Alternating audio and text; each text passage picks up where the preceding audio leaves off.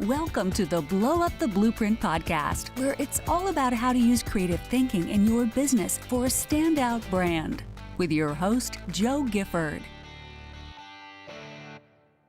Hi everyone, welcome to this episode of Blow Up the Blueprint, and it's Joe Gifford back here with the lovely Jenny Fenig. Hi Jenny.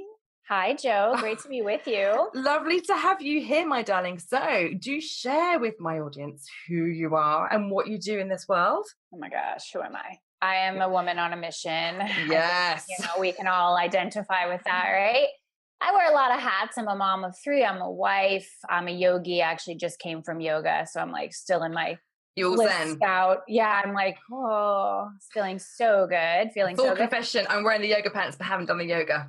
Okay, well, I got the pants on and I did the yoga. Good girl. I took off like one of my yoga tops. It's like, let me put on a sweater because I'm actually going to meet a client after this right down the road because I live in the Berkshires of Massachusetts in the wonderful US of A. And we have a place called Kripalu. I don't know if you've heard of it or your listeners. It's wonderful. It's the largest yoga, wellness, and personal development retreat center in all of North America. So when you come over, you can get my ass over and actually do the practice. Yes, exactly. So this new client just joined my mastermind and she was going to be at Kripalu this week. And I was like, you know what? Let me come over and let's have lunch. Oh, so, gorgeous. Yeah. So I have a great business, call myself a spiritual business coach. Really what I do is I help my people who are primarily coaches, creatives, healers, female entrepreneurs who know that they are here for a reason. They feel like their work was spiritually gifted to them from God, Goddess, the universe, the divine, to help them do it on a grander scale and to do it in a way that doesn't hurt them, that doesn't, destroy their relationships, that doesn't destroy their health. I think sometimes when we finally find the thing that we're meant here to do, if you're anything like me, it took you some time to figure it out. We fall in love with it, but then we hurt ourselves in the quest to do it. We start neglecting these other areas of our life that are meaningful and that matter to us because we're trying to keep up or we're trying to kind of follow what we think these other people are doing. And even though it really is not us at all. And so my work is to help strip away all that BS and get my people back to the core of who they truly are so that they can in fact cash in on their calling in the world. Oh, I love that. And I love the fact that this is beautiful. I actually follow on from the last episode of the podcast, with Lindsay Marino, where we talked about the fact that actually when you plug into your true creativity and your intuition, that is actually where the cash is. That's where the business growth is. That's where it all is. But it's the thing that we resist the most. Mm-hmm. Yes. Why do you think that is? Oh my gosh. Yeah. I talked about this I was on Carrie Green's podcast, from the Female Entrepreneur Association, and I totally talked about intuition. It scares the shit out of us. It scares us because so many people are petrified of quiet.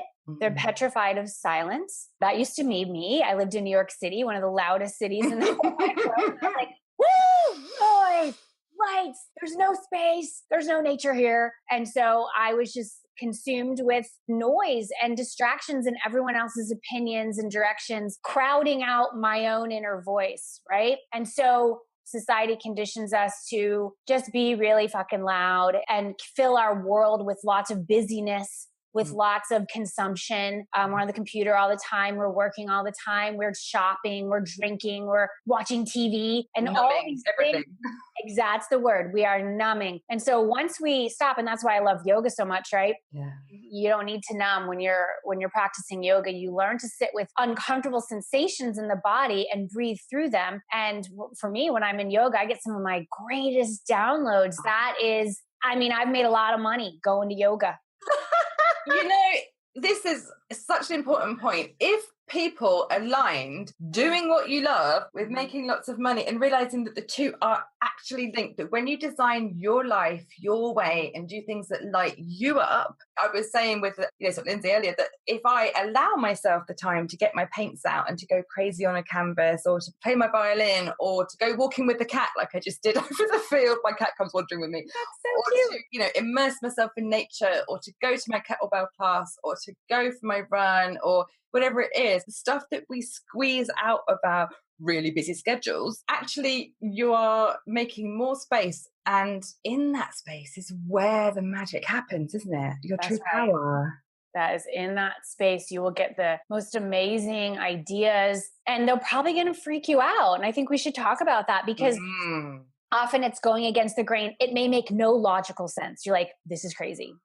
For me, when I was living in New York City, I was doing this whole corporate game and I was so miserable. I was making money, but I'm like, oh my God, I can't keep doing this. This is not sustainable for me. I knew that. And so when I would get these downloads, like, it's time to walk a new path. It's time to go.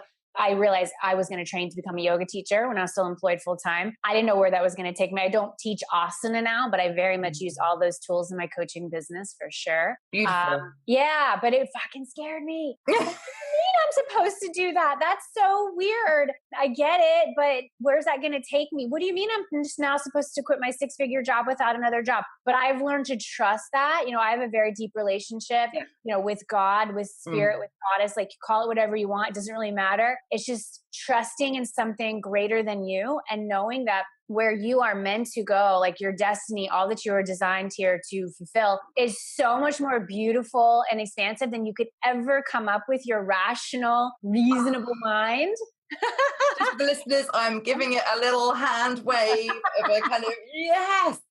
And so much of that resonates. So what was your corporate job? What was one that you had? Yeah, well, I had 2 different careers. I started in public relations. I thought I was like going to be, the head of a PR agency. Yeah, I was like working on these big clients and traveling the world with different celebrities, and it was wild, but I didn't love it enough, and that was really heartbreaking because I thought I was supposed to love it more. And I was supposed to love it more, and I just didn't. And I couldn't fake that. And I knew, I was wise enough to know it wouldn't be a smart move for me just to go to another PR agency to work on different clients. I was at one of the best agencies in the world. So I would just be at a different location with the same shit. And so I said, no, that's not going to be it for me. And I went into a totally different career, which was painful because I was like shedding this identity that I worked really hard for. And I became a conference producer, which I didn't even know was a thing. And so that was an awesome gig because it taught me to think like an entrepreneur. I got a cut of the profits of my events. And once I figured out what the heck I was doing, my events were very profitable. And then I also saw these very fabulous speakers on my stages. Most of them were corporate executives, but I had some budget for some of my bigger events to book on like big names like Tony Robbins, Tom Peters, the T-Dog, Bagwell. Yeah, like big names. And so I saw these people on stage like, wow, just looking like they're having a blast up there, getting paid really well because I knew what we were paying them. And then I also saw from that job the power of getting like-minded leaders in a room. Oh my gosh. In a physical room, which is why I've always had a live gathering element to my business since the beginning. I was doing like live workshops as soon as I graduated from coaching school. I was like, let's do a workshop. And I've been doing live gatherings ever since. Now my gatherings really take more of the shape of retreats because retreats are like my zone of genius. I absolutely love them. But I saw all of that from that job. And I am so grateful for those experiences. At the time, I was, kind of cursing them, like, why am I here? I'm not supposed to be doing this. But we all learn from our past. And there's so much of that. Get that. Like everything was molding you and shaping you for this exact moment in time. Oh my gosh, there's so much in there that we're going to unpack. It's beautiful because I really resonate with the city job that you love. And I did love mine for a while, actually not even for a while, for a long time. I was in London as a design manager and new business development manager. So I was a designer, went way up the ranks, loved it, loved being, in the city, loved that there was always buses going past my house. In my 20s, I loved the noise. 20s. 20s I can do it. Now I'm like, I feel like, down, please, and have some quiet. I need some tea. I just need some tea.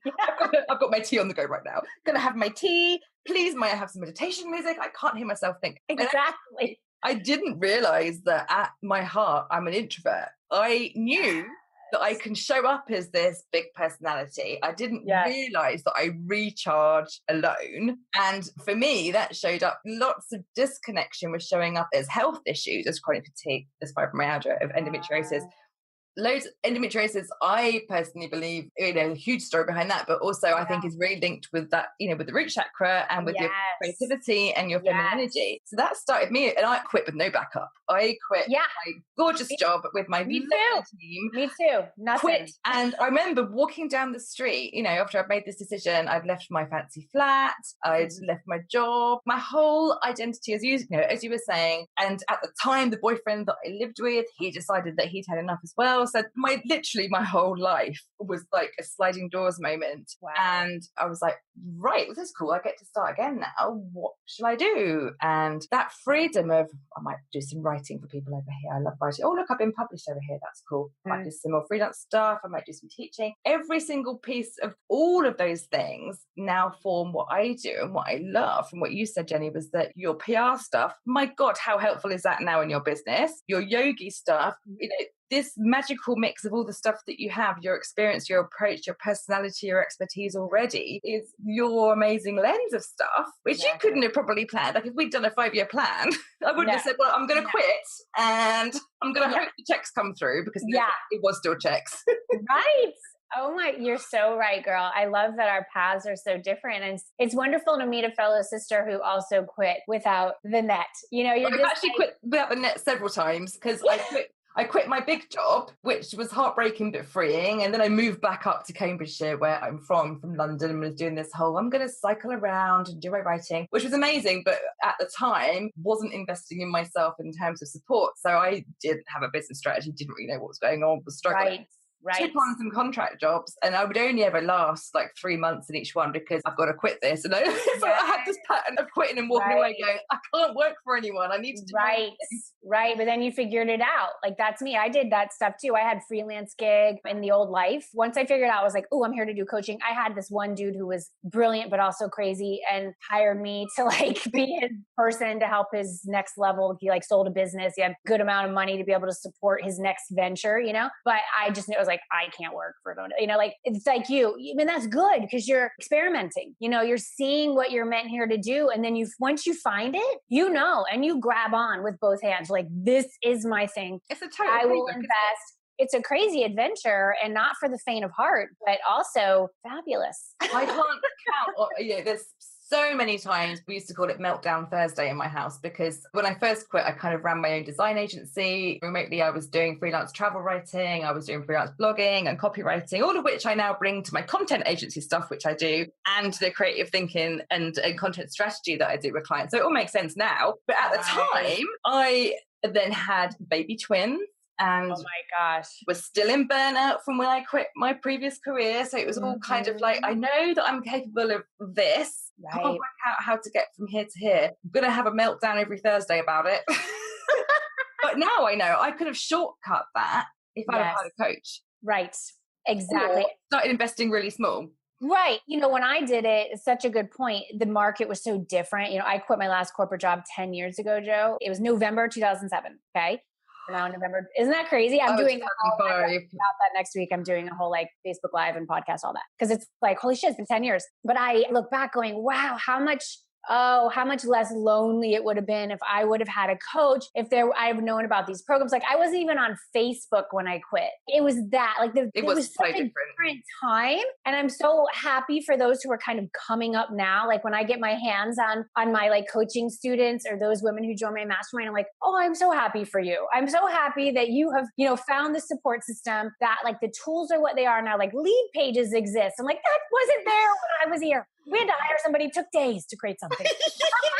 I did it wasn't even Facebook in 2005. We were still MySpace, and I was blogging on Blogger, and it was all very, very different. And now it's like, you've got Twitter, you've got Instagram stories, you've got all the stuff. And as you say, I only started investing in myself. So I quit in 2005, had another portfolio career. I only really started investing in myself in 2013. Wow. Okay. So you were kind of going it alone there. But I would have shortcut this whole bad boy by about 7 years if I'd have just. For anyone listening who's like, well, that's fine, Joe, but I can't invest. Joe, where should I start? I started with an ebook, and then a slightly bigger course, and then you make the money back and you go, right, a slightly bigger course, and then a coach for a small amount of hours, and then a bigger program, incremental. Totally. And totally. And most, programs like we're happy to offer, we have payment plans for ours. Like some of the payment plans, I'm like, this is way longer than I was ever offered, when I was in that. But I know that for some women, it will make the difference between whether they can do it now or not. And so there's always ways. I went to my first ever female entrepreneur conference because I was at a point of like, okay, the path that I'm on, the kind of model that I was taught in the coaching school that I attended, I was doing the math. And again, when my last corporate job, I made close to $200,000 a year in that job. So it wasn't like I was making nothing. Yeah. And now I'm like, no, I was making something. And so now me going back to making like 30K in revenue in this, that's not going to cut it. And that was really the model that I was taught, was like, take on a lot of these private clients for like $300 a month. And at that point, I got pregnant in coaching school with my first ever child. And I didn't want to go back 5 days a week working with a phone attached to my ear. This was pre-Skype, pre all that. I'm like, this model isn't going to work. Okay. And I've got to figure out how to make it work because we live in New York City. My husband works, but he doesn't work in finance and he's not a lawyer anymore. He used to be a lawyer before I met him. So yes, he earns money in his career, but not enough to support our entire family. Okay. And I knew that going in. I didn't marry him just because I wasn't going to be able to work anymore. I was like, and I want to work. He's like, I love you as well. Yeah.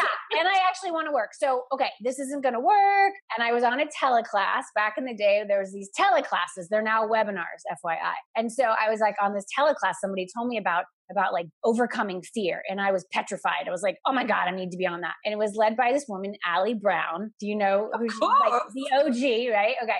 The OG, Allie Brown. I was like, who's this Allie woman? So I hop on, I listen to her voice. I listen to what she's saying. I'm like, oh, she was giving great content and then telling about this event that she was hosting in like a month's time in Las Vegas. And I'm in New York and I'm like literally buying my ticket on the thing, looking at flights. I'm going to go. I was still nursing my son. He was at that point 10 months old. And I'm like, I have to go there because this isn't going to work. I sold my wedding dress to pay for that ticket. I sold my wedding dress, like one of my famous stories. I sold my wedding. I always knew I was going to sell it. I bought it secondhand. It was a designer dress bought from a designer consignment shop on the Upper East Side of New York. And I always knew some woman gifted me that opportunity to wear this dress that fit me like a glove. It was Badgley Mishka, like out of a dream. And I said, okay, I've been waiting. It's been sitting in my son's closet now. It's time.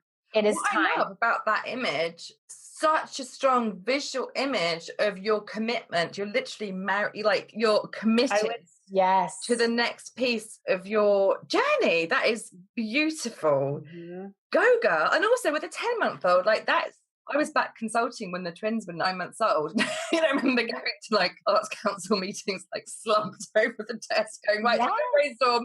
Come on, yes. I mean, that's no mean feat when you're still nursing and you've got a little one, but you took that action. Allie Brown, I mean, massive girl crush, clearly. She's an amazing human being. Mm-hmm. So with the live person events, I just want to circle back to that because you said obviously going to Allie's, you had to be there. Live is now such a massive part of your model and strategy. Mm-hmm.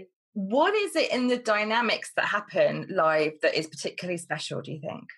Yeah, fabulous question. There's magic that happens in that room. There's magic. Listen, there's magic happening between you and I right now in this conversation. It's really powerful and I'm so enjoying it. And I'm so grateful that we have technology. We can have these conversations. You can put it up on your podcast. We have Facebook Lives. I have fabulous programs that are fucking deep and transformational, and they can join in from wherever they are in the whole wide world. In fact, my last coaching school, one of our students lives in Russia. She's originally from Europe. She lives in Russia now. And we had a retreat as part of my coaching school. And the last round of our retreat, I'm going to do it from our next class too, I had the retreat in my home. I have a beautiful home here. And I was like, you know what? I'm at a stage in my business where I only want to work with people I actually want to have in my home. Oh, and yeah, it was so cool. It was like an up level for me. It was like, that's where I am. That's where I am. And I love my people so much. And so my Russian student came to the freaking retreat. Like you hear people like they won't get in their car and drive for 2 hours. She got her butt in a plane and flew from Russia and she was here. And there was, for everyone involved, myself included, is unforgettable what happened in that room. You shed things. You realize you're not alone. We shared desires and what they are releasing. We did that on the first morning of the retreat. And I saw the transformation. One of my students, she was actually a graduate who came to the retreat. She's like, oh, Jenny, could I bring my healing bowls? Yes, you can. She goes, do a session. I'm like, yes, please. We were on the ground level of my home, beautiful space. She brings her bowls. We're all like, I have clients on my couch. We're on the floors. We have yoga mats out. I mean, it was just like, you can't she couldn't have done that otherwise in that way. She's putting stones on our chakras, putting essential oils on us. Like it was. Number one, I want to come to the next one. I'm going to be on that couch with all the bowls, the essential oils. I'm going to be like lying around with my glitter and like, come on, let's do this. Glitter is welcome. I often have these moments when at the moment, I've only been doing, sort of virtual stuff, but a few kind of, one-on-one in-person. Yes. There's more planned for 2018, which I'm so excited about, of in-person stuff. But what I love even on the remote stuff is that, with my Brand Your Brilliance group, where we're all about, finding that special, sort of matrix and, projecting that so you get the right clients, so you design the business you love by putting out the right message, is that every single one of these people I adore, and we all rock up exactly how we need to be in that moment. So if we have a group call, I've been known to be sitting there with my glitter on still from my morning rave, or that was one of my best ones. I was like, sorry guys, I haven't had a chance. I've just got back. We're like, it's cool. We love it. Or if you need to be in your nest with a cup of tea, fine. If you need to be, on the beach, as some of my clients are, I'm like, cool, do what you need to do. And I'm like, and now when I speak to people who are commuting to their jobs, who are exhausted, or come back, I'm like, oh my God, you can design your career to fit your life. Like, I'm going to hop off scene and then have dinner with my kids and probably do some painting with them and, watch a film, hang out with the kids, and then work later on with more amazing clients who light me the fuck up. Like, so amazing that we get to do that. But that's where the creativity comes in, isn't it? That you get to tune into what you want. And, we're never going to hit it straight from the gate. I'm now self-employed. I'm going to design this thing. I'm going to get it all correct because we have things to work through. But, exactly like you were saying, in those moments in your home where you've chosen to have people that you are so stoked to have there in your space, creating magic, that's not work, is it? It was, let me tell you what else doesn't work. I've now led 2 retreats outside of the US this year alone, Costa Rica in January, and then Tulum, Mexico in July. And I'm going back to Costa in March, which is going to be just mind-blowingly fabulous. Same resort we were in January, because I knew there was more work to be done there. It's sacred land. And when I'm there, I'm like, this is my work. This is what, okay, you're breaking, how did I get here? And I just love it. And I'm so blessed. And for my women who come, it's like they're realizing too that they can have this. You're allowed. And I think for a lot of us women, it's that permission slip. We're allowed to love what we do. We're allowed to work with people who we adore. And sometimes we didn't maybe consciously choose that in our former lives. Maybe there was like some conscious things at play where it's like you work with somebody like, oh, this person's an asshole. Why don't you work with them? And there was something you had to work out. Now we can be much more intentional with who we take on, because we just can, when we are leading up our own thing, we can say, these are the types of clients that I work best with. This is who, is not an ideal fit for me. So it's just, as women, the more that we claim this, the more that we realize we can make fabulous money just helping people.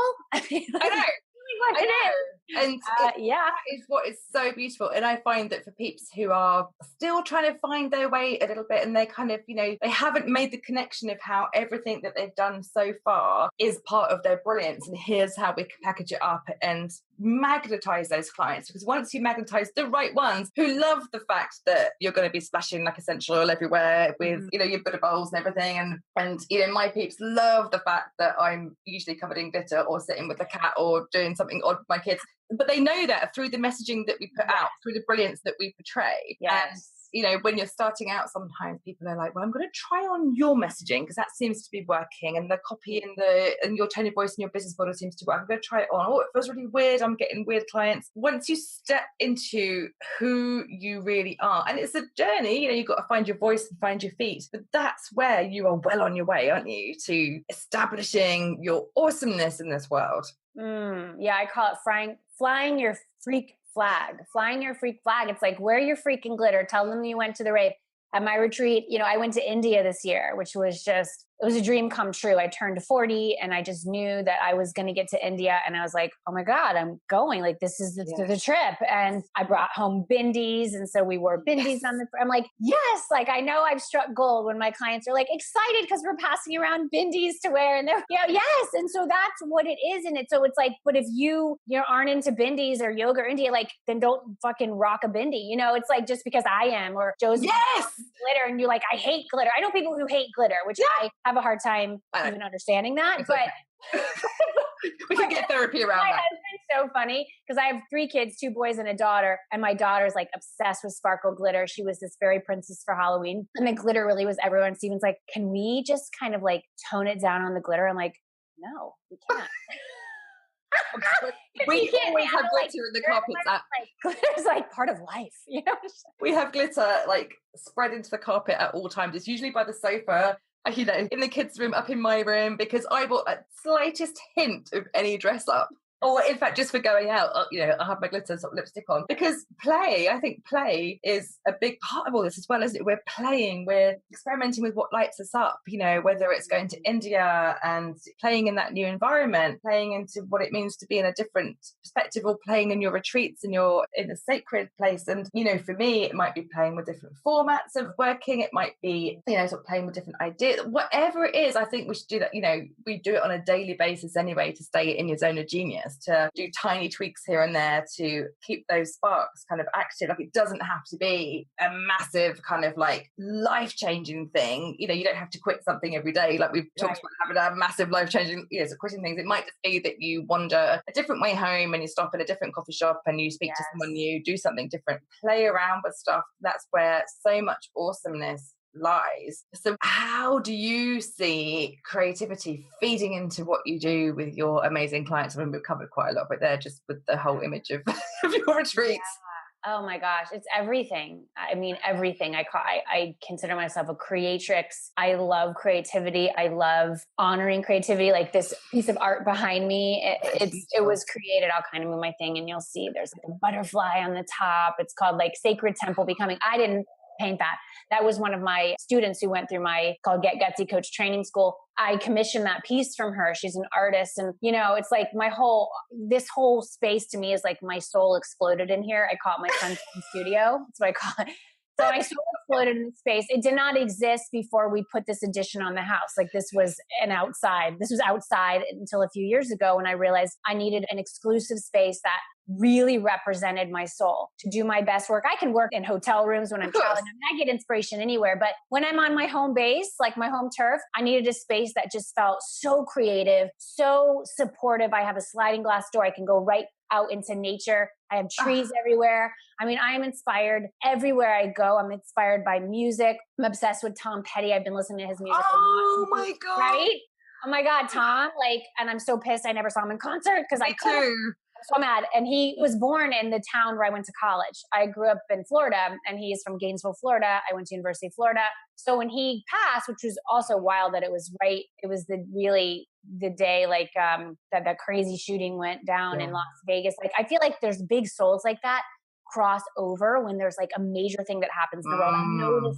I've noticed that like Wayne Dyer, I think Louise Hay, like it was connected to these, like when like a lot of souls were transitioning from something really heinous, it was like these big names who we know are like, I'm out. And there's some kind of message in that. There's some sort of message in that. Anyway, his songs to me are very deep. I get so much from that. And I feel like, my message for my people is to just follow those instincts, follow your creativity, follow those nudges, follow the things that you're like, this is weird, but that's how it works. Like these ideas come in. It's like what Elizabeth Gilbert writes about in Big Magic. The ideas come and the idea has chosen you because you seem like a worthy candidate. You seem like somebody who, you have what it takes to bring this to fruition, or else the idea would not have come into you. And so your job is to decide whether or not you're going to trust the idea and trust yourself and, commit the resources to make the idea real. For me, I work with spirit a lot. I think that's like you are working with the creator. My sister died when I was a teenager. She was 12 and I work with her all the time. She comes to me in different forms. In fact, my mastermind, which is called Glow, she gave me that name. She gave me that name a few years back. I've been leading masterminds few years. Yeah. and had changed form. One was called something, and then it changed into something else. Yeah, it's true. And it was late one night. It was like 2 a.m. I was pulling a late nighter. And I'm like, what is this thing called? I had called my book and my podcast were Get Gutsy. And so I'd really been into this whole Gutsy thing for many reasons. And I was like trying to be super pragmatic about it, like what's called the Gutsy Mastermind. And I was like, no, it's stupid. And like I heard her come in and she whispered something to me. She said, glow. And I just started laughing because I remembered when we were kids. I don't know if y'all had it in the UK, but we had this wrestling show. I've just been watching it actually recently. So good, right? I'm addicted to glow. So good. Well, imagine being like, 10 and watching it and you're like, oh, these girls, they're like, these women, they're so strong. They're wrestlers. And so her and I would watch it. Friday nights, we're at our dad's house. Our parents had already separated and we'd go to our dad's and we would watch Glow.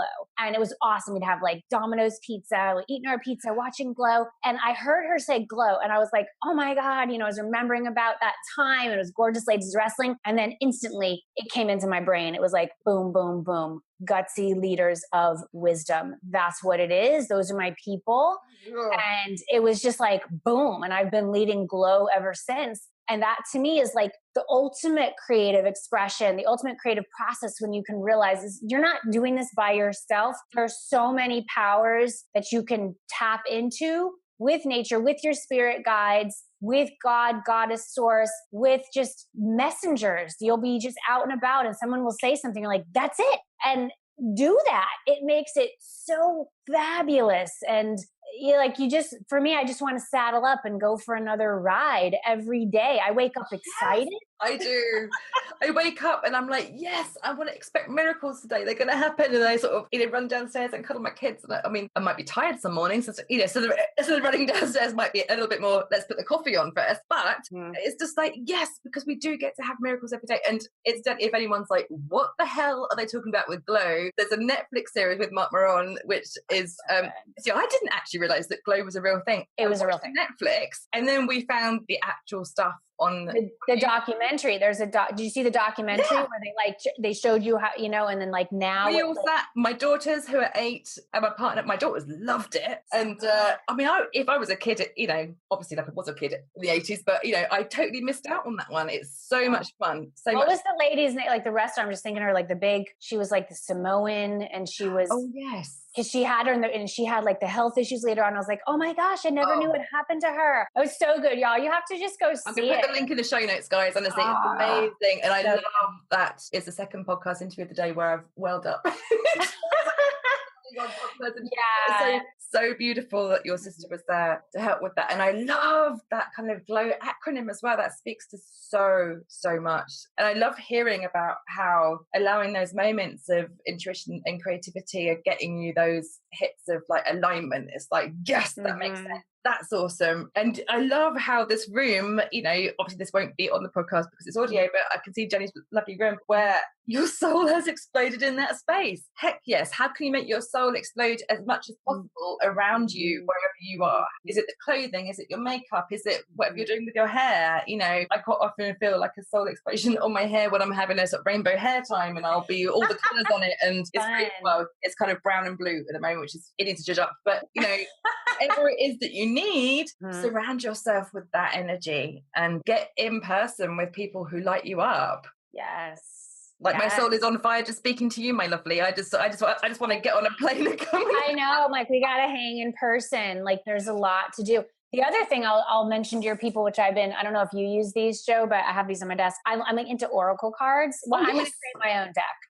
I'm just putting it out there. Alana Fairchild, Sacred Rebels. I don't have Sacred Rebels. I have a bunch of decks, but I got this one recently and I'm like, so I will use these a lot with clients. I'll sometimes do them on like a Facebook Live.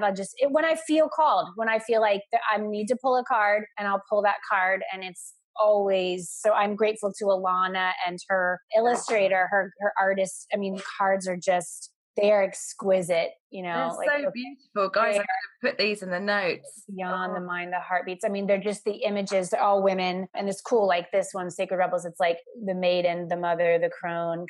That it's just the image. And for us women to realize that we are involved in cycles and seasons. Our bodies were made in that way, and so wherever we are now, this is a cycle. This is in a season. One day I am going to be that crone one day, and that's going to be beautiful. And I don't have to wish that I was still 40. It's like there's wisdom at 40 that I didn't have at 20. Maybe my face looks different and my body looks different, but I've never felt better. And I hope and trust that that's going to remain that way for me. I know our bodies are going to shift and evolve, but it's just when we can just celebrate where we are and not wish that we were different and obsess about the 5 pounds that we wish that we could lose, or all that bullshit. It just holds us back from what we're here to do. We've got power without that stuff. Like, I'm 41 now, so I turned 40 last year. And I often say to people, it's like, I am the happiest I have ever been. I know myself more than I ever did. My body, yeah, sure. But when I was younger, it was probably slimmer. I don't care. Like now, I know it so well. I know how it links with the moon. I know how to listen to it. I celebrate it. I did, this year, I did my first ever naked photo shoot for someone's photography project. That's so awesome. Like a naked photo shoot. I think, the month, I had like a 3-week period where it's naked photo shoot, half marathon snowboarding. And I was like, oh my. Yeah, 40's pretty cool. You rocked it. I'm loving it. And it's like, when I was younger, I had all these insecurities, but that's 20 years later of self-development work, of personal insights, of spiritual growth, of all of that stuff. So I had like another 20 years on that, and 60 is going to be awesome. I'm like, bring it on, and the fact that I think what we all have to remember is like, we're fucking alive. And that's a gift. Again, because I learned that really young. I was 16 when my 12-year-old sister died. She was the only sibling I had, or so I thought, until I turned 25. I learned I had an older brother that I never knew I had. Whole nother story. But yeah, my life is really fascinating. So yeah, we're alive. And so you're going to bitch about you got to just come back to this place of like, really? Really? Like, we're breathing right now. This is amazing. We can do anything. I mean, we're living in these fabulous times. Yes, there's a lot of hardship that's going on, and the world needs more, especially women leaders, to step up and speak our truth, to help people, to point out injustices, to point out bullshit, like that whole, hashtag Me Too, that really captivated me. I realized, how things were done back then. And now with my daughter, who's 3, I'm already having conversations like with her teachers. I'm like, how are we making sure that like girls know how to speak up? And like, because I have 2 sons too. And it's like, when does this begin that we, what I mean? Like how we are with our bodies, and that we, like, can't we just see each other as humans and not pieces of meat, and that anyone can control us or do things to us that's not okay with us. So, I feel like that's one of my responsibilities is to bring languaging to this so that we leave this planet better than how we found it. And I think that, we touched a little bit on this, the fact that as entrepreneurs, we can design a career that fits our lives and the families,